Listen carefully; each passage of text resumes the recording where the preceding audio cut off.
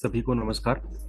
नारायणं नमस्कृत्य नरं चैव नरोत्तमं देवीं सरस्वतीं व्यासं ततो जयमुदीरयेत्। प्रपन्नपारिजाताय तोत्रवेत्रैकपाणिये ज्ञानमुद्राय कृष्णाय गीतामृतदुहे नमः। वसुदेवसुतं देवं कंसचाणूरमर्दनं देवकी परमानंदम कृष्णं वंदे जगद्गुरुम। आज हमारी गीता पर चर्चा का यह 23वां सत्र है। अभी तक हम लोग तीसरे अध्याय की निरंतर चर्चा करते आ रहे हैं और जब अर्जुन ने भगवान से पूछा था कि मुझे कोई निश्चित मत बताइए, तो भगवान ने अभी तक उसे कर्मयोग के विज्ञान के बारे में बताया है, कर्म की अनिवार्यता बताई है, कर्मयोग कैसे पालन होगा वह बताया है। और पिछले बार जब हमने चर्चा की थी तीसरे अध्याय के 27वें श्लोक का, तब भगवान ने यह कहा था कि मैं खुद करता हूं, मैं काम का करने वाला हूं, काम का मेरे कारण काम होते हैं। ये अहंकार जिसको होता है वो मूर्ख है। विमूढ़ आत्मा कहा था, अहंकार विमूढ़ आत्मा कर्ता हम इति मन्यते। ऐसा मानता है कि मैं ही इन कामों का करता हूं, वो अहंकार से विमूढ़ है, वो समझ नहीं रहा है कि स्थिति क्या है। तो कर्म का विज्ञान बताने के बाद ये बात कही थी कि कर्म प्रकृति के द्वारा होते हैं, पुरुष के द्वारा नहीं होते, आत्मा के द्वारा नहीं होते। अब आज हम लेंगे तीसरे अध्याय के 28वां श्लोक और उसके आगे।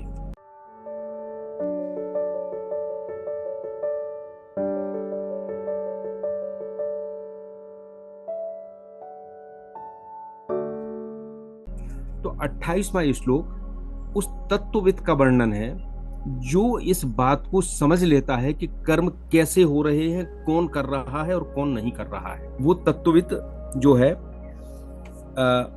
उसके बारे में 28वें श्लोक में कहते हैं। आप गीता में तीसरे अध्याय का 28वां श्लोक निकालिए। श्लोक है, तत्ववित्तु महाबाहो गुण कर्म विभागयोः गुणा गुणेषु वर्तन्त इति मत्वा न सज्जते। तत्ववित्तु महाबाहो, हे महाबाहो, तत्ववित्त जो होता है, जो गुण और कर्म ये दो विभाग हैं अलग अलग, गुण विभाग अलग है और कर्म विभाग अलग है। तो गुण और कर्म के विभाग को जो तत्व से जानता है, जान जाता है कि गुण किस प्रकार कर्म कर रहे हैं, किस प्रकार बरत रहे हैं और कर्म कैसे हो रहा है, वो इनमें कर्मों में आसक्त नहीं होता है। ये श्लोक है, ये महाबाहो, गुण विभाग और कर्म विभाग के तत्व को जानने वाला ज्ञान योगी संपूर्ण गुण ही गुणों में बरत रहे हैं ऐसा समझकर उसमें आसक्त नहीं होता है। तत्ववित्तु महाबाहो गुण कर्म विभागयो गुणा गुणेषु वर्तन्त, गुण ही गुण में बरत रहे हैं ऐसा समझकर इति मत्वा न सज्जते, ऐसा समझकर उसमें आसक्त नहीं होता है। तो जैसा कि हमेशा हम लोग चर्चा करते हैं कि भगवान तो बहुत संक्षिप्त शब्दों में अपनी बात कह देते हैं और उसके बाद जो महापुरुष आए हैं उन्होंने इन पर विचार किया है, अलग अलग तरह से भाष्य लिखा है, और हम लोग जो साधारण मनुष्य हैं वह उन भाष्यों के ऊपर, उन महापुरुषों के मत के ऊपर विचार करते हैं और भगवान के वचनों को अपने कर्म में लाने का प्रयास करते हैं। तो शुरुआत करते हैं इसमें। सबसे पहले महाबाहो, हमने देखा था कि जब जो संदर्भ आता है भगवान अर्जुन को उसी प्रकार से संबोधित करते हैं। कभी उन्हें याद दिलाना होता है कि तुम कुंती के पुत्र हो, जिसकी आज्ञा लेकर लड़ने के लिए आए हो, तो उसको पार्थ कहते हैं। कभी जब ये बात आती है कि निष्पाप होने का कोई संदर्भ आता है तब वो उसको अनघ कहते हैं। ऐसे आप देखेंगे तो बहुत तरह से कृष्ण भगवान ने स्थान स्थान पर अर्जुन को संबोधित किया है। इसी प्रकार अर्जुन भी भगवान को कभी केशिनुसूदन कहते हैं, कभी कृष्ण कहते हैं, सखा कहते हैं।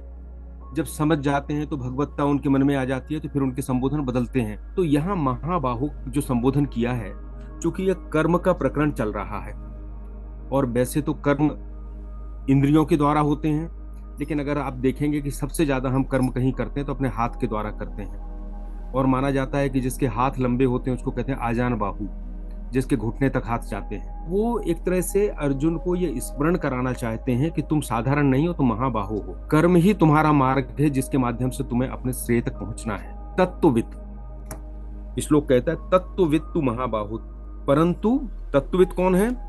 गुण कर्म विभागयो गुणा गुणेषु वर्तन्त, जो गुण और कर्म के विभाग को जानता है। तो तत्वविद की परिभाषा क्या है? इस श्लोक के अनुसार तत्वविद जो है, जो इस बात को समझता है कि सारे कर्म मन के माध्यम से उद्भूत हो रहे हैं, उनका प्रकटीकरण, मन का प्रकटीकरण कर्म के रूप में हो रहा है। जो ये जानता है कि जो हमारे मन में राग, द्वेष, प्रवृत्ति, निवृत्ति, ये सारी चीजें, अच्छा बुरा, सफलता असफलता जो आ रहे हैं, ये सारे मन के विषय हैं और मैं एक आत्मा के रूप में इनका दृष्टा हूं। एक लीला, एक खेल चल रही है जिसमें हम खिलाड़ी हैं। इन चीजों को जो तत्व से जानता है, जो इसकी सत्यता समझता है, उसको तत्वविद कहा गया है। अब वो तत्वविद जो है वो क्या जानता है? गुण कर्म विभाग योग, गुण और कर्मों का विभाग। गुण विभाग क्या है? हमारे शरीर की जितनी इंद्रियां हैं, मन है, बुद्धि है, इस संसार में जो प्राणी हैं, जो पदार्थ हैं, ये सभी गुणमय हैं। अभी हम और आगे बात करेंगे। सत, रज और तम जो 3 गुण हैं, उनके विचलन से ही मिलके ये सब बने हुए हैं। ये उत्पन्न भी होते हैं और नष्ट भी होते हैं। सो एक विभाग तो हुआ गुण विभाग, वो चीजें जो गुण से मिलकर बनी हुई हैं, गुण के कारण परिचालित होती हैं, शरीर, इंद्रियां, मन, बुद्धि, पदार्थ, प्राणी सब। दूसरा है कर्म विभाग, जो गतिविधि होती है। भाई गतिविधि भी प्रारंभ होती है और समाप्त होती है। जैसे गुण जिनमें है वो जन्म भी लेते हैं और नष्ट भी होते हैं। इसलिए कर्म ऐसा नहीं है कि हमेशा चले, एक कर्म शुरू होगा तो गतिविधि वो समाप्त भी होगी। लेकिन एक तीसरी चीज है जो चेतन है, जिसको कहते हैं, भगवान कहते हैं, ममे वांशो जीव लोके जीव भूता सनातना। मेरा अंश ही जीव के रूप में, सनातन अंश जीव के रूप में है। तो जो चेतन है वो अक्रिय है, निर्लिप्त है, निर्विकार है, क्योंकि वो ब्रह्म का अंश है। तो जो इस विज्ञान को समझता है कि गुण का विभाग कौन सा है, कर्म का विभाग कौन सा है और चेतन इन दोनों से अलग है, वह कहते हैं कि वह गुण और कर्म के विभाग को तत्व से जानता है। अभी हमें इस चीज को बुद्धि के रूप में समझना है और जब हम कर्मयोग करते हैं तो ये चीज फिर हमको अंदर अनुभव के रूप में आना शुरू होती है। तो जो तत्वविद है वो क्या समझता है? वो समझता है कि गुण और क्रिया जो पहला विभाग है, ये तो प्रकृति का खेल है, मैं चेतन के रूप में इससे अलग हूं और प्रकृति इन इंद्रियों के माध्यम से, इन गुण विभाग के माध्यम से सारे खेल कर रही है। जो ये समझता है और अपने आप को पृथक करने की चेष्टा करता है, वही ही तत्वविद है। सारा ब्रह्मांड ही गुणों का खेल है। देखिए, हम जब फिजिक्स पढ़ते हैं तो हम देखते हैं कि बहुत तरह के बल होते हैं। एक गुरुत्वाकर्षण भी एक बल है। फिर परमाणु के अंदर जानते हैं तो एक एटॉमिक फोर्सेज होते हैं, उसमें वीक फोर्सेज होते हैं, स्ट्रॉन्ग फोर्सेज होते हैं। फिर ऐसा नहीं है कि गुरुत्वाकर्षण जैसे सब आकर्षित ही करते हो, कुछ विकर्षित भी करते हैं अपने अपने तरह की चीजों को।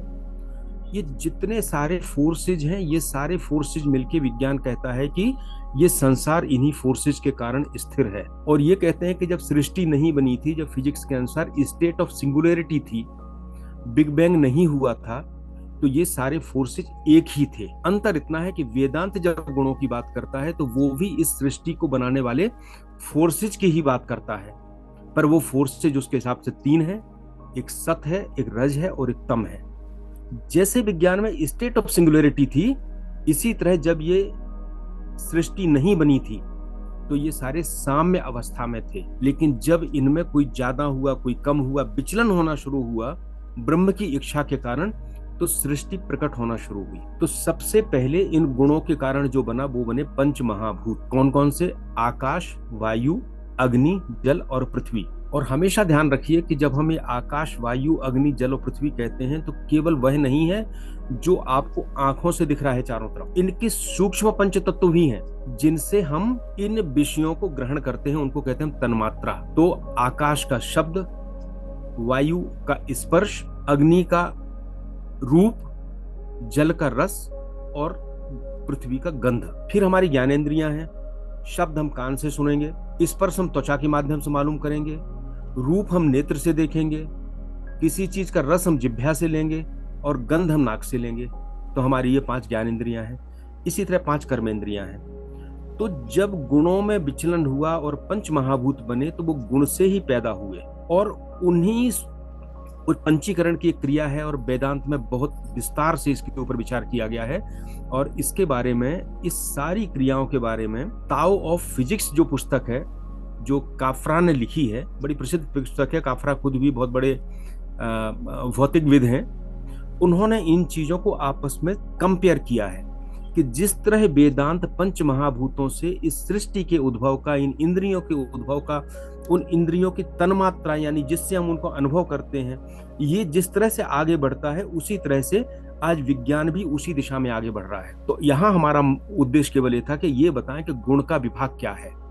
तो गुणों के कारण पंचमहाभूत, पंचमहाभूत के कारण इंद्रियां, इंद्रियों का के पास जो विषय आता है वो भी पंचमहाभूत से बना है। कोई रूप आया, कोई रस आया, वो भी पंचमहाभूत से बना है। और जिसके माध्यम से आता है वो तन्मात्रा भी सूक्ष्म पंचमहाभूत से बनी हुई है। इसलिए सारा काम हो रहा है वो इंद्रियों के द्वारा हो रहा है, मन बुद्धि के द्वारा हो रहा है। ये सारे के सारे गुण से परिचालित है। इस सूक्ष्म विज्ञान को समझाने के लिए भगवान ने कहा है कि गुणा गुणेषु वर्तन्त, गुण ही गुण में बरत रहे हैं। इसमें चैतन्य तो ब्रह्म ने तो एक बार विचलन की आज्ञा दे दी और इसके बाद सृष्टि पैदा हो गई।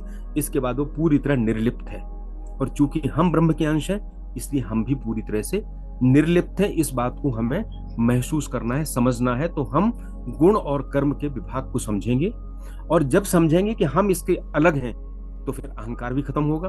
अहंकार तो इसी बात का है कि ये सारे कर्म मैं कर रहा हूं, ये संसार मेरे कारण चल रहा है, मैं नहीं होता तो ये सब कुछ नहीं होता। तुलसीदास जी ने, जैसा ये है ना, मैंने आपसे बात की है, एक चौपाई मैंने पहले भी कही थी कि विषय करण सुर जीव समेता सकल एकते एक सचेता। विषय जो रूप रस गंध विषय हैं, करण मतलब जो ज्ञान इंद्रियां हैं, सुर देवता जो ज्ञान इंद्रियों का देवता है। आंख है, अग्नि है, रूप देखती है उसका, तो उसका देवता अग्नि है। वायु का वायु है, आकाश का दिशाओं का देवता है, पृथ्वी का अश्विनी कुमार है। ऐसे इसलिए वेदांत में एक बताया गया है क्योंकि आप देखिए कि अगर मेरे पास आंख हो लेकिन अंदर आत्मा का प्रकाश ना हो तो आंख रहते हुए भी रूप नहीं देखा जा सकता। आंख एक इंस्ट्रूमेंट है केवल, जो भौतिक स्थूल पंचमहाभूत से बनी है, लेकिन इसके अंदर जो देवता बैठा है जिसको आत्मा प्रकाशित कर रही है, उसके होने पर ही आंख देख पाती है। इसलिए किसी की मृत्यु हो जाती है पर डॉक्टर कहते हैं इसकी आंख तो बिल्कुल ठीक है अभी, क्योंकि आंख खराब नहीं हुई, वो तो स्थूल पंचतत्व से बनी है। तो ऐसे अंधे व्यक्ति में वो आंख का प्रत्यारोपण कर दिया जाता है जिसके अंदर सुर तो बैठा है, आत्मा तो बैठी है, लेकिन उसका इंस्ट्रूमेंट खराब हो गया है।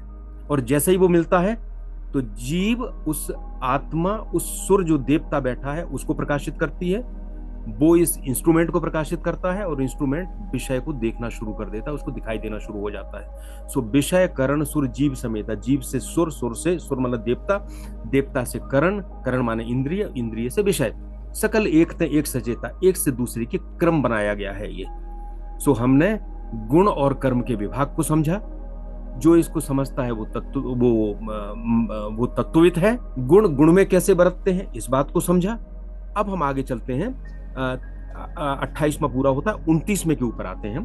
और एक चीज और मैं यहाँ बताना भूल गया, मैं बता दूं कि हमारी जो बाह्य प्रकृति है और जो आंतरिक प्रकृति है, आंतरिक प्रकृति अर्थात मन, बुद्धि और चित्त, ये दोनों ही पंचमहाभूतों से बने हैं, दोनों ही सजातीय हैं, विजातीय नहीं है। अगर विजातीय कोई है तो वो हमारी आत्मा है, जिसका बिल्कुल ये अलग रूप है, अलग उसका सेक्टर है, अलग विभाग है। सो इसमें आखिरी है, इति मत्वा न सज्जते, ऐसा विचार करके वह आसक्त नहीं होता है। जब उसको ये पता चल जाता है कि गुणों कर्म का विभाग क्या है तो उसका अहम समाप्त हो जाता है। अहम समाप्त होने का अर्थ है उसको एक ऊंचा आध्यात्मिक स्तर मिल जाता है, वो इस वास्तविकता को समझने लगता है। और जो हम बार बार बात करते हैं कि अनासक्त होना, तो लोग कहते हैं अनासक्त कैसे होंगे, ऐसे तो नहीं हो सकते, क्योंकि हमने तो सारा ध्यान ही हमारा शरीर के ऊपर है और शरीर से उत्पन्न हुए संबंधों के ऊपर है। तो जैसे ही हम गुण कर्म के विभाग को समझते हैं, तत्वविद बनते हैं, वैसे ही अनासक्ति का भाव आता है, क्योंकि जब हम करता ही नहीं है तो आसक्ति किस बात की होगी, और एक ऊंचे आध्यात्मिक स्तर की ओर यात्रा प्रारंभ हो जाती है। तो जैसा हमने अपनी चर्चा में कई बार अब हम लोगों ने चर्चा की है कि ये सारी चीजें आपस में एक दूसरे से जुड़ी हुई हैं। अनासक्ति आती है तो कर्मयोग होता है, कर्मयोग होता है तो हमारा स्तर ऊपर होता है, हमारा चेतना का स्तर बढ़ता है। तो हम जितनी भी बातें करते हैं सब आपस में जुड़ी हैं। अभी हम और आगे की श्लोक में आएंगे, तब इसमें 4-5 बातें और इस संबंध में आएंगी। अभी तक हमने 2 चीजें देखा था। एक हमने तीसरे का 27वां श्लोक देखा था, जिसमें हमने ये कहा था कि जो अहंकार से विमोहित है वो मानता है कि मैं करता हूं। और 28वां श्लोक देखा था कि जो तत्वविद है वो मानता है कि ये गुण ही गुण में बरत रहे हैं, इसलिए वो इनमें आसक्त नहीं होता। तो इन दो चीजों को समझने का प्रयास करें। हम सबकी स्थिति तीसरे अध्याय के 27वें श्लोक जैसी है। हमें ऐसा लगता तो है कि हम अपने काम के कर्ता हैं, कोई हमें डिगा नहीं सकता, मैं जो चाहता हूं वही करूंगा, मैं परम स्वतंत्र हूं। परंतु ऐसा है नहीं, क्योंकि हम तो वास्तव में प्रकृति के हाथ के खिलौना है। अभी तो हम यही नहीं समझ पा रहे कि प्रकृति हमको कैसे खिला रही है, इसलिए ये मानते हैं कि हम स्वतंत्र हैं, पर वास्तव में स्वतंत्र हैं नहीं। सो ये वो है जो अहंकार विमूढ़ आत्मा है। सो कर्म करने का एक स्तर तो वो है जो हम हमेशा करते हैं, जिसमें प्रकृति कराती, हमारा स्वभाव कराता है। भगवान ने भी अर्जुन से कहा था, तू युद्ध नहीं करेगा तो तेरा स्वभाव तुझे जबरन युद्ध में भेज देगा, और तू इस तरह पलायन कर जाएगा तो वो संन्यास धर्म तेरे से पालन नहीं हो पाएगा।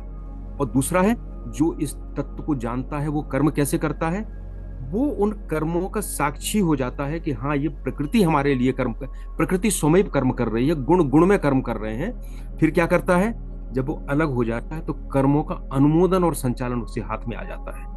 जब इसको समझता है तब वो समझता है कि शास्त्रीय कर्म कौन सा है जिसके लिए मैं अनुमोदन करूंगा, और कौन सा शास्त्रीय नहीं है, कौन सा मेरा कर्तव्य नहीं है जिसको मैं अनुमोदन नहीं करूंगा। सो 3:27 और 3:28 कर्म के दो अलग अलग स्तरों को बताते हैं। अब हम आते हैं तीसरे के 29वें श्लोक पर। 29वां श्लोक कहता है, प्रकृतिर्गुण सम्मूढ़ा सज्जन्ते गुण कर्मसु तान अकृत्सन विदो मंदान कृत्सन विन्न विचालयेत। वो कहता है कि जो 27वें श्लोक में हमने कहा है कि प्रकृति के गुणों से मोहित हुए मनुष्य हैं, जो गुण और कर्मों में आसक्त रहते हैं और समझते मैं ही ये काम कर रहा हूं। लेकिन दूसरे जो लोग हैं जो इस बात को समझते हैं, कृत्सन बिन है, सारी चीजों को समझते हैं, वो पहले वाले व्यक्तियों को विचलित ना करें। देखिए, अभी हमारे दो तीन श्लोक के पहले एक श्लोक आया था 26वां, ना बुद्धि भेदम जनयेद अज्ञानाम कर्म संज्ञानाम। जो कर्म के साथ आसक्त हैं उनके मन में बुद्धि भेद पैदा ना करें। कौन?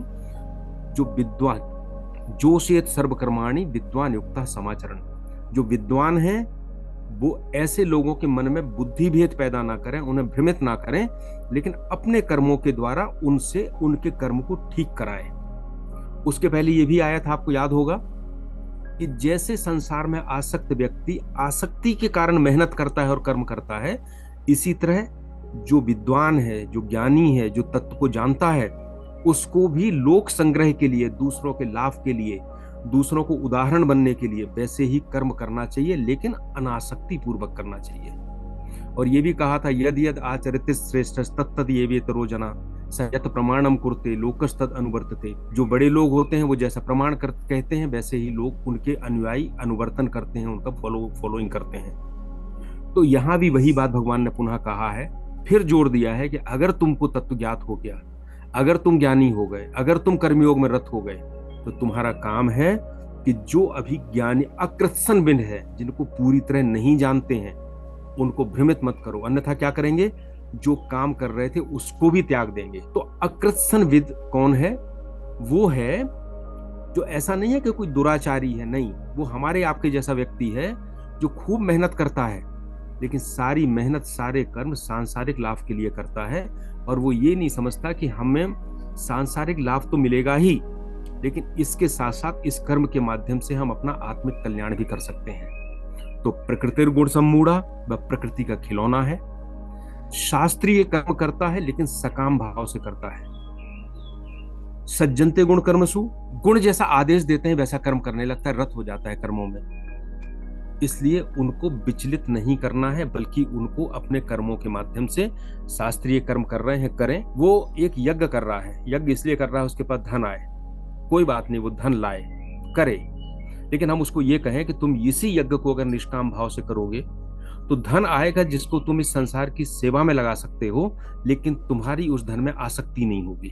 बस भाव के स्तर पे अलग हो जाना ही कर्मयोग हो गया। तो उसे उस यज्ञ करने से मना नहीं करना है। वो अकृत्सन विद है, वो सारी सच्चाई नहीं जानता है, हम जानते हैं, इसलिए हम उसको भ्रमित ना करें, उसको केवल एक दिशा दें। अब भगवान ने एक बड़ा महत्वपूर्ण श्लोक है जो कि 30वां श्लोक है। इसमें अभी तक हमने देखा था कि कर्म प्रकृति से होते हैं। जब हम इसको समझ जाते हैं तो अहम समाप्त हो जाता है। जब अहम समाप्त हो गया और कर्म हो रहे हैं तो फिर एक बात आती है कि ये कर्म किसके लिए है।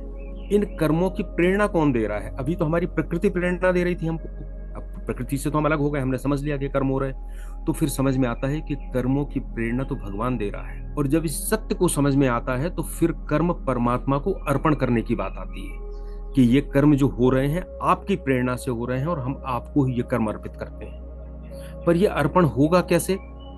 इसके लिए ये 30वां श्लोक है। 30वां श्लोक पढ़ते हैं, फिर हम इस पर चर्चा करेंगे। 30वां श्लोक है, बहुत महत्वपूर्ण श्लोक में से है। मयि सर्वाणि कर्माणि संन्यस्याध्यात्म चेतसा निराशीर निर्ममो भूत्वा युद्धस्स विगत ज्वरः।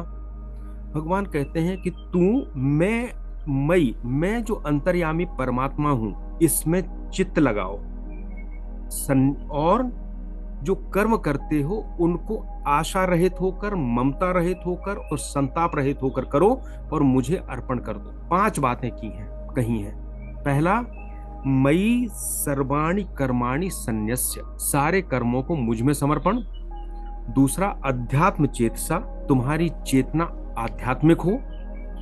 तीसरा, निराशीर, आशा ना हो। निर्ममो, ममता ना हो। युद्धस्व, युद्ध करो। और कैसे करो? विगत ज्वराः, बिना संताप के, बिना चिंता के, बिना तनाव के। अब इनमें बहुत भ्रम पैदा हो जाता है। निराशीर, लगता है कि मैं निराशा से काम करना है। निर्मम, जैसे हमें निर्ममता से काम करना है, तो ऐसा लगता है ऐसे कैसे हम संसार में रहेंगे। आइए हम इसको समझने का प्रयास करते हैं। पहले मई, कई बार भगवान कहते हैं कि मई, मुझे अर्पण करो। भगवान ने कई बार कही मामेकम शरणम व्रज, मेरी सर्व में आ जाओ। मई सर्वाणि कर्माणि संन्यस्य, मुझे सारे कर्म समर्पित कर दो। तो क्या ये भगवान कृष्ण एक अवतार रूप में एक घमंड की बात कर रहे हैं, अहंकार की बात कर रहे हैं कि तुम तो मुझे सब कुछ दो? असल में भगवान कृष्ण अपने अवतार में जब गीता कह रहे हैं तो वह उस चेतना के स्तर पे है जो ब्रह्म की चेतना है। जब पूरा महाभारत समाप्त हो गया और अर्जुन ने एक बार कहा कि भगवान अब हमें एक बार फिर गीता सुना दो जो आपने हमें महाभारत के युद्ध में सुनाई थी, तब कृष्ण ने कहा कि अब वो गीता मैं तुम्हें दोबारा नहीं सुना सकता, क्योंकि जिस चेतना के स्तर पर था वो चेतना का स्तर उस परिस्थिति में निर्मित हुआ था। और भगवान ने एक बार अमर संदेश दिया जो हमेशा के लिए हो गया, सार्वभौमिक संदेश हो गया। दूसरी बार गीता नहीं सुनाई गई, ये महाभारत में है। तो जो मई शब्द है ये उस ब्रह्म के लिए है जिसका रूप, जिसका अवतार कृष्ण के रूप में हमारे सामने महाभारत के युद्ध में खड़े थे। और इसलिए थे कि वेद ने तो नेति नीति कह दिया था, ब्रह्म पकड़ में नहीं आता था, तो भगवान ने ये मई कह के एक अवतार के रूप में खड़े होकर एक हमें अवलंबन दे दिया जिसको हम समर्पित कर देंगे कर्म, लाभ वही होगा। आगे हम चलेंगे तो हम देखेंगे कि भगवान कहते हैं कि निराकार की पूजा सकार की पूजा की तुलना में ज्यादा कठिन है। सो भगवान ने यहाँ मई कह के हमें वो अवलंबन दिया है कि इस भगवान के प्रति हम समर्पित कर सकते हैं। अब सर्वाणि कर्माणि संन्यस्य, क्या हमें सारे कामों को बंद कर देना चाहिए कि हम ना करें? नहीं, इसका उद्देश्य है बिना कर्म के तो रह ही नहीं सकते। कर्म तो होंगे, उन कर्म बंद नहीं करना है, लेकिन कर्म में जो कर्तापन है, जो भोक्तापन है, हम कहते हैं मैं कर्म कर रहा हूं, मैं इसके फल को भोगूंगा, वो नहीं करना है। वो भगवान को समर्पित करना है कि भगवान कर्ता भी तुम ही हो और भोक्ता भी तुम ही हो। तो जो कर्तापन और भोक्तापन रूपी एक विषदंत था कर्म के अंदर, जो जन्म मरण के चक्कर में फंसाता था, उस विषदंत को तोड़ दिया है। हमने क्या किया है? हमने कर्तापन और भोक्तापन को भगवान को समर्पित कर दिया। तो हमने कर्म को नैवेद्य के रूप में समर्पित किया और प्रसाद के रूप में ग्रहण किया। तो ग्रहण तो हम अभी भी कर रहे हैं, लेकिन पहले हम अपना बनाया हुआ कर्म का फल प्राप्त कर रहे थे। अब कर्म भगवान के लिए, भगवान के नैवेद्य के रूप में, भगवान को समर्पण के लिए और प्रसाद के रूप में हमने उसको प्राप्त किया। तो जो ये कर्म घूम के आया, इसमें जो भोक्तापन और कर्तापन का विषदंत था वो खत्म हो गया और ये कर्म होते हुए भी कर्म बंधन से मुक्ति का साधन बन गया। सो मई सर्वाणि कर्माणि संन्यस्य, अध्यात्म चेतसा, ये सबसे महत्वपूर्ण है कि चेतना की वो स्थिति जो आध्यात्मिक है। जब हमने पहले समर्पण की बात की, अब समर्पण कैसे होगा? अगर हमारी चेतना केवल शरीर में उलझी हुई है, हम शरीर से बाहर कुछ सोच ही नहीं पाते, तो हमारे कर्म का लक्ष्य क्या होगा? कर्म का लक्ष्य मैं होऊंगा, मेरा शरीर होगा, मेरा परिवार होगा, मेरे संबंधी होंगे। जब चेतना इस स्तर पे होगी तो समर्पण की कोई बात ही नहीं। जैसे हम कहते हैं किसी बुजुर्ग के पास अपने बच्चे को लेके गए तो एक साधारण बात की जाती है, उसने कहा ये कौन है? तो उसने कहा आपका ही बेटा है ये। हमारा कोई मकान है बहुत अच्छा, कोई आया सम्मान दिया, तो उसने कहा आपका मकान तो बहुत अच्छा है। मैंने कहा नहीं, ये तो स्वामी जी आपका ही मकान है। तो जब हम ये कहते हैं कि ये बेटा आपका है या मकान आपका है, तो मन में तो सोचते हैं कि ना तो बेटा इसका है ना मकान इसका, ये तो मेरा ही है। लेकिन हम कहते हैं इसी तरह क्योंकि हम केवल शरीर में हमारा चित्त उलझा हुआ है। इसी तरह जब तक अध्यात्म चेतना पैदा नहीं होती है तब तक हम कहें जरूर कि भगवान को हम समर्पण कर रहे हैं, पर समर्पण होता नहीं है। और अधिकतर स्थिति यही है कि हम दिन रात भगवान को प्रसाद लगाते हैं, लेकिन वही स्थिति होती है, भगवान से कहते हैं भगवान ये तो प्रसाद आपके लिए है, लेकिन मुझे पता है वो भगवान को नहीं खाना, वो तो मुझे ही खाना है। अध्यात्म चेतना की कमी। इसलिए दूसरा है मई सर्वाणी कर्माणि संन्यस्य, मई सर्वाणी का अध्यात्म संन्यस्य अध्यात्म चेतसा। अब अध्यात्म चेतसा को कैसे पैदा करें, उसका तरीका है आत्मा का, चित्त का आत्मा में केंद्रण। तो जो पहले हमने गुण और कर्म के विभाग सीखे हैं, जब हम उस पर निरंतर विचार करते हैं तो ये विचार केंद्रित होना चाहिए, घनीभूत होने लगता है कि मैं इस संसार से अलग आत्मा हूं। जब मैं आत्मा हूं तो आध्यात्मिक चेतना जागृत होती। यही बात तो है कि मैं इससे अलग हूं। जब अलग हूं तो समर्पण अपने आप हो जाएगा, और जब अलग होने की आध्यात्मिक चेतना जागृत होती है तो फिर ये समझ में आता है कि ये संसार का जितना क्रियाकलाप चल रहा है इसमें मेरा कुछ भी नहीं है। मेरा ना तो मैं अपरिहार्य हूं इसके लिए, और ना मैं इसमें कुछ कर रहा हूं, मैं तो इससे अलग हूं। जब ये अलग होने की बात आती है तो भगवान की जो भगवत्ता है, उनकी जो महत्ता है वो सामने आती है। और भगवान की जब महत्ता सामने आएगी तो आपके मन में अपने आप एक विनम्र भाव पैदा होगा भगवान के समक्ष, और वो विनम्र भाव जो होगा वो भगवान के प्रति समर्पण स्वरूप हो जाएगा। तो इसकी शुरुआत कहां से होती है अध्यात्म चेतसा की? अध्यात्म चेतसा की शुरुआत होती है इन गुण कर्म के विभागों को समझना, उनको अंतर में लाना, फिर ऐसे कर्म करना, और उससे अध्यात्म चेतसा पैदा हो जाती है। तो अहंकार जन्य कर्म जो थे और अध्यात्म चेतना से प्रेरित कर्म। अब दूसरा ये अध्यात्म चेतसा कर्मों के संन्यास को बल देती है, और दूसरी तरफ कर्मों का संन्यास अध्यात्म चेतसा को बल देता है। आध्यात्मिक चेतना, ये 5 जो गुण बताए हैं जिसमें 2 की हम चर्चा कर चुके हैं, 3 की और करेंगे, इस सभी को सबसे ज्यादा महत्वपूर्ण है, और हम में अगर सबसे ज्यादा कमी है तो वो इसी बात की है। तीसरा निराशीर। निराशीर का मतलब निराशा नहीं है। निराशा क्या होती है? निराशा तब होती है जब हम देह के स्तर पर और मन के स्तर पर कोई काम नहीं करते। ना तो हम मन से कोई ये सोचते हैं कि ऐसा होगा, और ना हम उठ के कुछ काम क्रिया करते हैं, वो निराशा है। और आशा क्या है? आशा भविष्य के लिए होती है, और हम मन से सोचते हैं कि ऐसा होगा, आशा करते हैं, लेकिन कर्म उसमें भी नहीं करते, वो तो भविष्य की बात है। तो निराशा, निराशीर यहां मतलब है निराशा भी नहीं है और आशा भी नहीं है। गीता के शब्दों को गीता के परिप्रेक्ष्य में समझना होगा। निराशा का अर्थ यहाँ निगेटिविटी भी नहीं है और वो पॉजिटिविटी भी नहीं है, क्योंकि पॉजिटिविटी जो आशा है वो भविष्य के लिए है, और निराशा है वो कभी के लिए नहीं है। फिर अभी भूत के बारे में, निर्मम की बात आएगी। तो हमें ना निराश होना है और ना आशा करना है। फिर क्या करना है? हमें उस वास्तविकता में रहना है जिसको कहा है निराशीर, निर्मम, निर्ममो भूत्वा। अच्छा, एक और है, जब निराशा होती है और हम भविष्य में चले जाते हैं, आशा होती है और भविष्य में चले जाते हैं, तो चूंकि आशा हमने खुद के लिए की है और खुद के ऊपर विश्वास करके की है, इसलिए ईश्वर के ऊपर समर्पण में कमी आ जाती है। और जब निराशा बढ़ती है तो अनासक्ति को कम कर देती है। अब हम अगले पृष्ठ पे, अगले पे आते हैं। निराशीर, निर्ममो। निर्मम का अर्थ आज की डिक्शनरी में होता है निष्ठुरता, पर गीता की डिक्शनरी में होता है ममत्व शून्यता। मम, मेरा नहीं, निर्मम, मेरा नहीं, तो ममत्व शून्य हो गए, उसको कहते हैं निर्मम। तो ममत्व की जड़ क्या है? देह में, संसार में संबंध मानना, और ये काम मैं कर रहा हूं, यही ममत्व है। और जब ममत्व होता है तो पक्षपात होता है और कर्म ठीक से नहीं होता।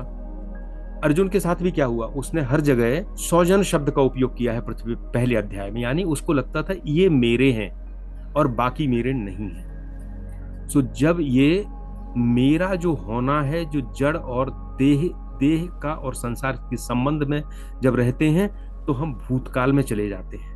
सो जो निराशीर की बात करके भगवान कहते हैं भविष्य में मत घूमो, वही निर्मम की बात कह के कहते हैं कि तुम भूतकाल में भी मत उलझे रहो। फिर क्या करो? युद्धस्व, युद्ध करो। युद्ध तो वर्तमान में ही होगा, और चूंकि ये गीता का जो जो प्रकरण चल रहा है युद्ध क्षेत्र में चल रहा है, इसलिए भगवान युद्धस्व कहते हैं। लेकिन कोई हमें युद्ध नहीं करना, हमें क्या करना है, जीवन की जो समस्याएं, जो परिस्थितियां आ रही हैं, उनको उत्साह के साथ उनका सामना करना है, यही हमारा युद्ध है। हम रात दिन प्रकृति की शक्तियों के खिलाफ युद्ध करते हैं, मन के विचारों के खिलाफ युद्ध करते हैं, कर्तव्य अकर्तव्य को करने के लिए युद्ध करते हैं। संसार में है तो संसार में हमें मकान भी चाहिए, पैसा भी चाहिए, उसके लिए हम युद्ध करते हैं। तो युद्धस्व शब्द से है जो वर्तमान में हम कर रहे हैं, युद्धस्व करो, युद्ध करो, लेकिन कैसे करो, विगत ज्वरः, बिना ज्वर के। ज्वर क्या है, हमने शुरू में देखा था कि अर्जुन ने जब स्वजनों को देखा तो उसने कहा सीदंति मम गात्राणि मुखम चा परिशुष्यति, मेरा तो बेपथुश्च शरीर में, मेरा शरीर कांप रहा है, मुख सूख रहा है, मैं खड़ा नहीं हो पा रहा, भ्रमति विचा में मरा, चक्कर आ रहे हैं। तो यही तो ज्वर होता है, बुखार आता है तो यही सब होते हैं। तो किसी भी काम में जो घबराहट होती है, संताप होता है, तनाव होता है, उसके कारण से विवेक और बुद्धि नष्ट हो जाती है। और जब विवेक बुद्धि नष्ट हो जाती है तो हमारा काम कर्मयोग नहीं हो सकता, क्योंकि उसमें हमें विवेक भी चाहिए, बुद्धि भी चाहिए, हमारे सारे काम बिगड़ जाते हैं। और ज्वर का एक और आध्यात्मिक मतलब है, जब हम अनुकूल स्थिति आने पर प्रसन्न होते हैं, राग करते हैं कि हमें यह हमेशा ये सुख मिलना चाहिए, और प्रतिकूल स्थिति आने पर द्वेष करते हैं, उससे विरोध करते हैं, उससे उद्विग्न हो जाते हैं। अनुकूल स्थिति आती है तो हम प्रसन्नता से उछल जाते हैं, और जब प्रसन्नता से उछल जाते हैं तब भी बुद्धि विवेक खत्म हो जाता है। और जब प्रतिकूल स्थिति आ जाती है, उद्विग्न हो जाते हैं, चिंतित हो जाते हैं, शोक में डूब जाते हैं, तब भी बुद्धि विवेक खत्म हो जाता है। तो राग द्वेष, हर्ष शोक, काम क्रोध, ये सारे के सारे ज्वर हैं। तो भगवान ने कहा कि ये भी तुम्हारे पास नहीं आना चाहिए। ये 5 चीजें इसमें कही हैं, और ये 5 चीजें होती हैं, हम भविष्य में विचार में ना उलझें, भूत के विचार में ना उलझें, निराशी ना हो, निर्मम ना हो, विगत ज्वरा हो जाए, हम सम में केंद्रित रहें, कर्म करते समय समत्व में रहें, जो सामने आ रहा है उसको पूरी तरह से युद्धस्व उसको करें, भगवान को समर्पित करें, और इन सब चीजों में हमारी आध्यात्मिक चेतना हमारी चेतना आध्यात्मिक हो।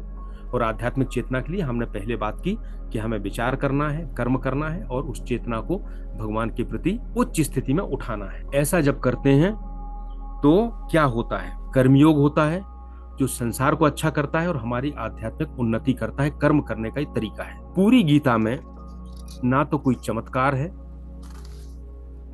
ना कोई जादू है, हमारा मनोविज्ञान है, हमें संसार की वास्तविकता बताई गई है, भगवान के प्रति हमारी श्रद्धा दृढ़ की गई है, और हमें एक मार्ग बताया गया है, हम उस मार्ग पर चलेंगे तो हमें ये चीजें लक्ष्य प्राप्त होंगे। अगला श्लोक है 31वां। अभी तक हमने देखा कि भगवान ने कर्मयोग का ज्ञान दिया और बताया कि कैसे कर्म करके कर्म बंधन नहीं होगा। एक सार्वभौमिक संदेश दिया। ये संदेश किसी समय तक या किसी स्थान विशेष तक सीमित नहीं है, इस सारे मानवों के लिए है कि वो आध्यात्मिक रूप से स्वतंत्र कैसे हो सकते हैं, वो प्रकृति के दास हैं, वो प्रकृति के स्वामी कैसे बन सकते हैं। और इसके 5 सोपान बताए अभी जो हमने आपसे बात की। पर भगवान कहते हैं 31वें में हम श्लोक पढ़ें, एमे मतम इदम नित्यम अनुतिष्ठन्ति मानवः श्रद्धावन्तो न सूयन्तो मुच्यन्ते तेऽपि कर्मभिः। अब ये जितनी चीजें बताई हैं, इन चीजों को हर व्यक्ति नहीं समझ सकता है, उसके लिए उसका एक स्तर होना चाहिए। संसार में बहुत तरीके के लोग हैं। भगवान केवल बुद्धिमानों के लिए नहीं आए थे, भगवान केवल संतों के लिए नहीं आए थे, भगवान उनके लिए भी हैं जो इसको कुछ नहीं समझते। भगवान को तो उनका भी उद्धार करना है। तो भगवान कहते हैं एमे मितम मतम इदम नित्यम अनुतिष्ठन्ति मानवा, जो इस मेरे मत का अनुसरण करते हैं, श्रद्धा बंतो न सुयंतो, जो इसमें श्रद्धा रखते हैं और इसमें दोष नहीं निकालते, मुच्यन्ते ते भी कर्म भी, वो भी कर्म बंधन से मुक्त हो जाते हैं। एक व्यक्ति है जो ये कुछ नहीं जानता गुण कर्म विभाग, लेकिन वो भगवान के वचनों पर विश्वास करके, जो हमने यज्ञ की बात की थी, इस सृष्टि चक्र को चलाने में अपने सारे कर्म यज्ञ के रूप में कर रहा है। परस्परम भावयंता, आपस में सहयोग कर रहा है। जो यज्ञ कर रहा है उससे बचा हुआ यज्ञ शिष्ट जो है उसको प्राप्त कर रहा है, बाकी समाज की सेवा में दे रहा है। तो वो कुछ भी नहीं जान रहा कि क्या इसके पीछे गुण और कर्म का विभाग है, लेकिन वो कर्म कर रहा है, भगवान ने जो बताया है उसका पालन कर रहा है। तो भगवान कहते हैं कि जो इनका श्रद्धा से और बिना छिद्रान्वेषण के पालन करता है, वो भी कर्म बंधन से मुक्त हो जाता है। तो कर्म बंधन से मुक्त होने के लिए विद्वान होना आवश्यक नहीं है। विद्वता की बात हम इसलिए करते हैं कि हमारी बुद्धि हर जगह बीच में आ जाती है, वो हमें स्वीकार नहीं करने देती। इसलिए भगवान ने पूरे तत्व से इसको समझाया है कि अगर तुम बुद्धि वाले हो तो समझो ये विभाग है, इस तरह काम चलता है। और अगर बुद्धि वाले नहीं हो, तुम नहीं समझ पाते हो, अधिसंख्यक लोगों में से एक हो, समाज का बड़ा हिस्सा हो, तो ठीक है, तुम केवल इनका पालन करो तो तुम्हें वही फल मिलेगा। और एक और महत्वपूर्ण बात है, बुद्धि से समझ लेना और पालन ना करना, उसका कोई फल नहीं है। उसमें विद्वान हो सकते हो लेकिन तत्वविद नहीं हो सकते, कर्मों के बंधन से बाहर नहीं जा सकते। पर इसको ना समझो लेकिन वैसा कर्म करो तो सारे फल वैसे ही प्राप्त होंगे। इसलिए बड़े बड़े संत हमारे विद्वान नहीं हुए हैं, अनपढ़ हुए हैं, और लेकिन समाज को उन्होंने दिशा दी है और समाज ने उनका बंधन किया है, क्योंकि उन्होंने तत्व को जिया था, उन्होंने बुद्धि तक सीमित नहीं रखा था। तो हम 31वें को लेते हैं। एमे मतम इदम नित्यम अनुतिष्ठन्ति मानवः। इस मत में जो निरंतर इसका अनुष्ठान करते हैं, इसके बारे में बात कर ली। श्रद्धा बंतो न सूयंतो, दो चीजों पे बात करेंगे। श्रद्धा, सामान्य रूप से हमें श्रद्धा का मतलब हम समझते हैं कि किसी ने कहा और हमने श्रद्धा कर ली, विश्वास कर लिया। किसी ने कहा कि तुम मेरे धाम पे आके 5 चक्कर लगा लेना इस मड़िया के, तो तुम्हारे सारे दुख दूर हो जाएंगे। भीड़ लगी है, लोग अंधों की तरह भागे जा रहे हैं, मरे जा रहे हैं, लेकिन उसके चक्कर लगा रहे हैं, लेकिन होता कुछ नहीं है।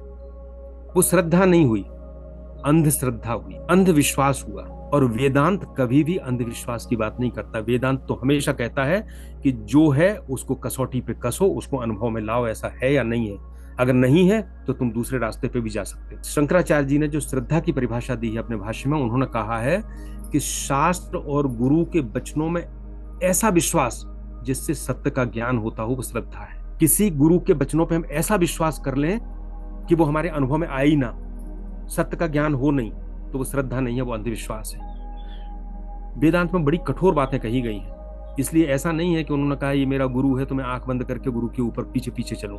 आजकल तो गुरु भी सबसे ज्यादा छलावे वाले हैं, अच्छे गुरु मिलना बहुत कम है।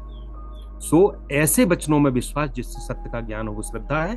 और दूसरा, हमारी जो बुद्धि है वो अगर सत्य तत्व को धारण करती है, कर सकती है, उसमें क्षमता है, तो फिर वो हमारी श्रद्धा है। और कर्मयोग तभी हो सकता है जब अध्यात्म चेतसा, भगवान के भाव में और सात्विक बुद्धि हो, तभी आगे बढ़ते हैं। इसलिए यहां भगवान ने कहा कि श्रद्धा होना आवश्यक है।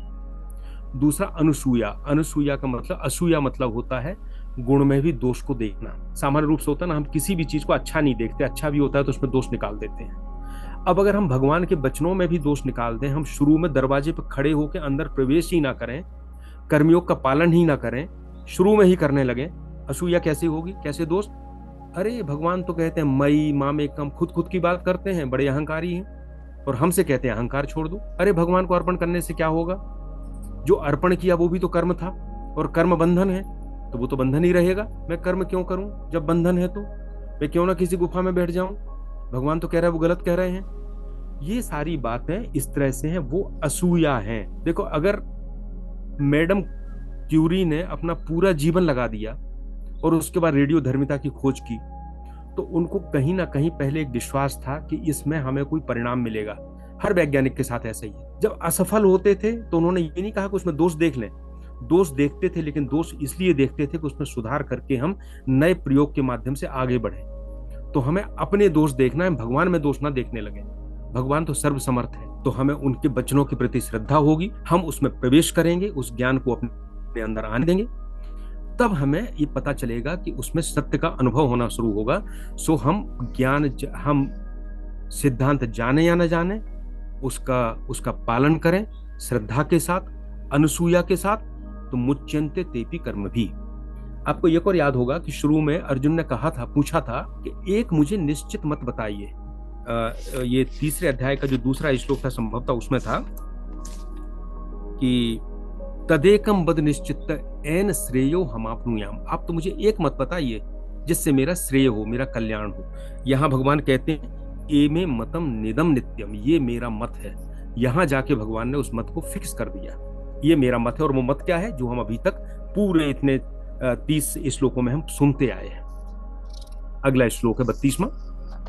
अभी भगवान ने पहले मत बताया, फिर ये कहा कि इस मत को जो अनुसरण करते हैं, दोष दृष्टि से नहीं देखते, जो श्रद्धा करते हैं, वो कर्म बंधन से मुक्त हो जाते हैं। अब इसके बिल्कुल विपरीत बात 32वें श्लोक में कहते हैं, जो नहीं मानते हैं उनका क्या होगा। 32वां श्लोक निकालिए। एतो एतद अभ्यसूयन्तो नानुतिष्ठन्ति मे मतम सर्व ज्ञान विमूढ़ास्तान विद्धि नष्टान अचेतसः।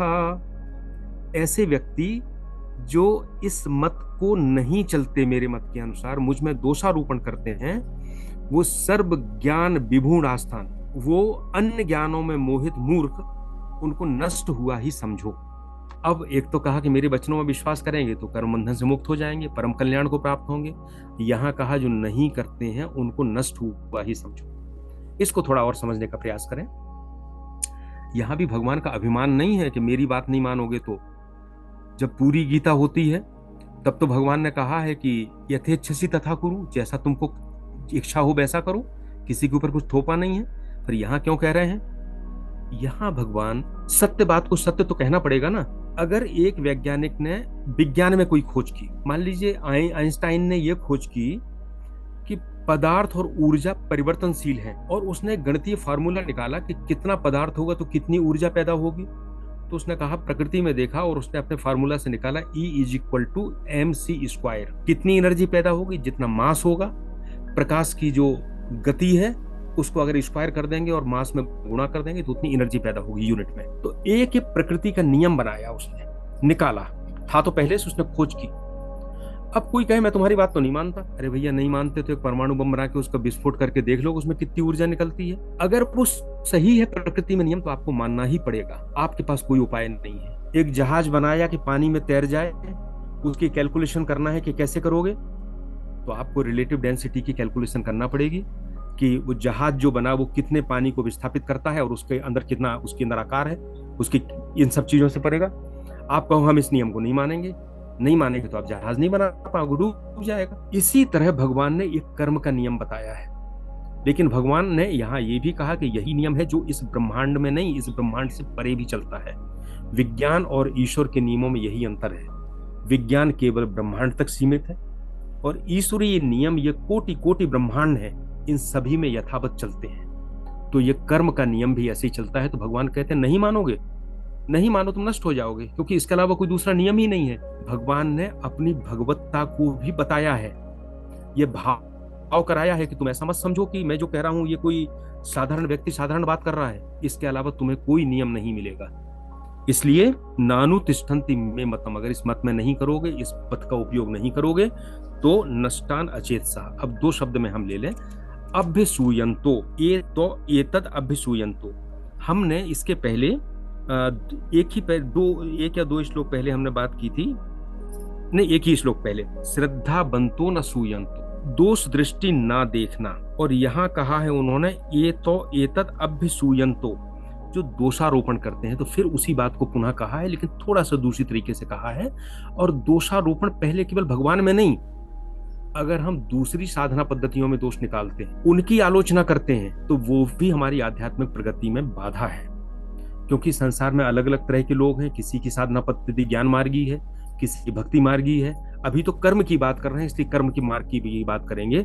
तो हम कर्म मार्गी हैं, तब भी हमें दूसरों को ये नहीं कह सकते अरे ये तो कैसा व्यक्ति है, ये कैसा सन्यासी है, चारों तरफ कंडे जला के बैठा है धूप में, अपने शरीर को तपा रहा है, या ठंड में पानी के अंदर बैठा हुआ है, अपने शरीर को कष्ट दे रहा है, अरे ये तो बिल्कुल बेकार है। नहीं, उसकी स्थिति में वो भी एक साधना पद्धति है जिसमें वो अपने शरीर से पृथक होकर आत्मा का अनुभव कर रहा है। सो अभ्यसूयन्तो, हमें किसी में दोष नहीं निकालना है, हमें जो प्रकृति के अनुसार है उसका पालन अवश्य करना है। फिर वो कहते हैं जितने भी हम कर्म कर रहे हैं सारे प्रकृति से उत्पन्न है, और प्रकृति तो विकार युक्त है। प्रकृति में कुछ भी ऐसा नहीं है जिसमें दोष ना हो। आप इस टेबल पे मैं बैठा हूं, इसको छोड़ जाइए, कुछ दिन बाद इसमें धूल जम जाएगी, बेकार आ जाएगा। मेरा शरीर जब पैदा हुआ था तो सारे अंग बहुत अच्छे थे, घुटने भी अच्छे थे, हृदय भी अच्छा था, लेकिन जैसे जैसे हमारी उम्र बढ़ रही है ये अपने आप विकारग्रस्त होते जा रहे हैं। इसीलिए तो मृत्यु होती है लोगों की, उसको रोका नहीं जा सकता। तो हम हर चीज में अगर निंदा ही करते रहेंगे अरे ये तो ऐसा हो गया, ये तो गलत हो गया, तो हमारी आध्यात्मिक प्रगति भी नहीं हो सकती है। सो जो दोषारोपण करते हैं और इस मत के अनुसार नहीं चलते, सर्व ज्ञान विमूढ़ आस्थान, सभी ज्ञानों में जो विमोहित है वो ज्ञान क्या है? देखिए, दो ज्ञान है। एक तो भगवान ने अभी हमको जो दिया है वो है इस संसार से पार जाने का ज्ञान जो सत्य है, और दूसरा होता है संसार का ज्ञान। साइंस है, विज्ञान है, संसार का ज्ञान है। राजनीति शास्त्र है, संसार चलाने का ज्ञान है। समाज शास्त्र है, समाज कैसे आगे बढ़ रहा है, संसार का ज्ञान है। कलाएं हैं, नृत्य है, संगीत है, ये सभी संसार के ज्ञान है। और जो व्यक्ति केवल इनको ही ज्ञान समझकर इसमें लगा हुआ है और बाकी नहीं समझ रहा है कि किस प्रकार कर्म का विज्ञान है और किस प्रकार हमें इसके पार जाना है, उसको कहा भगवान ने सर्व ज्ञान विमूढ़ आस्थान। उसको ज्ञान तो बहुत है संसार का, लेकिन वो विमूढ़ है, इसी में लगा हुआ है। और आखिरी में है नष्टान अचेतसा।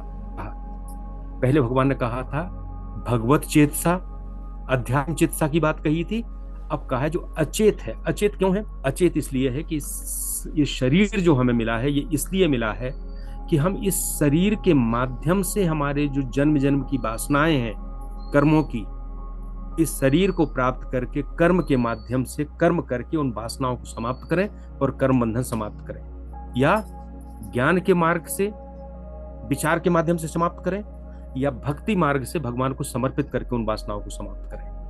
और जो ऐसा नहीं करता है, भगवान कहते हैं तो अचेत है और वो नष्ट हो जाएगा। नष्ट होने का मतलब है शरीर नष्ट हो जाएगा, लेकिन वो उस लक्ष्य तक नहीं पहुंच पाएगा जिस लक्ष्य के लिए उसने शरीर धारण किया है। इसलिए नष्टान अचेत सा।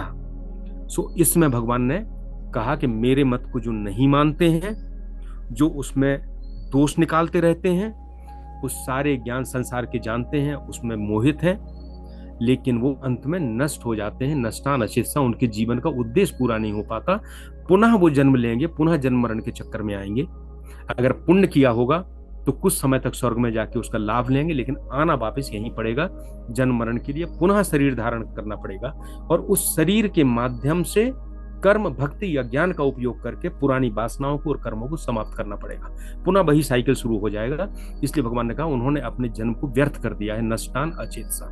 इति श्री कृष्णार्पणमस्तु। सर नमस्कार। नमस्कार सर, मैं अनुराग पांडे मऊगंज से बोल रहा हूँ। हाँ नमस्कार पांडे जी। एक छोटा सा प्रश्न मेरे मन में आया है। नकारात्मकता और सकारात्मक की बात आपने जो कही है, नकारात्मकता की जो सोच है सर, वो बहुत हावी रहती है सकारात्मकता के ऊपर जी।